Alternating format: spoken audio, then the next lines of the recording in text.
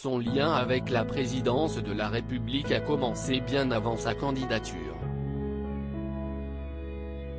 Depuis plusieurs mois, Valérie Pécresse est en campagne pour l'élection présidentielle de 2022, dont le premier tour aura lieu le 10 avril prochain.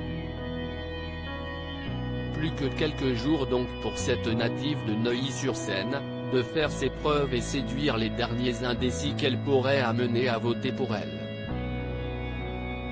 Forte de son parcours en politique, si est comme enseignante que l'épouse de Jérôme Pécresse a débuté, à l'Institut d'études politiques à Paris.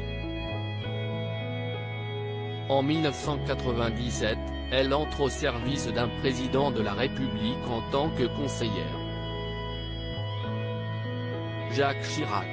Une drôle de coïncidence, quand on sait que le grand-père maternel de Valérie Pécresse a soigné Laurence Chirac, qui souffrait d'anorexie depuis ses 15 ans. Si est en 1973 que le diagnostic tombe pour la fille aînée des Chirac, qui lors de vacances en Corse avait contracté une méningite et cessé de s'alimenter. Suivront ensuite plusieurs années de bataille contre la maladie, liée à l'absence du père selon certains médecins, lors desquelles elle a été suivie par Louis Bertagna, psychiatre spécialisé dans le traitement pour les dépressions.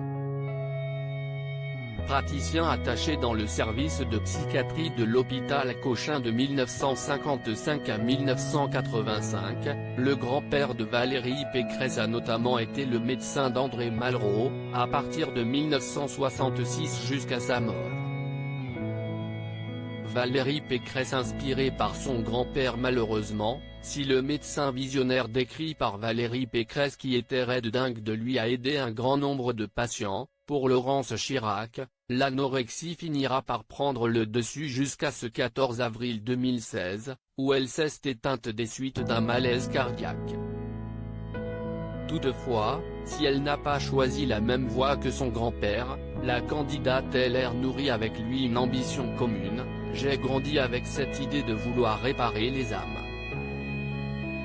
La politique, si est aussi apporté son aide aux plus fragiles, avait-elle ainsi confié à Closer, tandis qu'elle a été témoin, plus jeune, de scènes déchirantes dans le cabinet de Louis Bertagna, où elle se rendait tous les jours.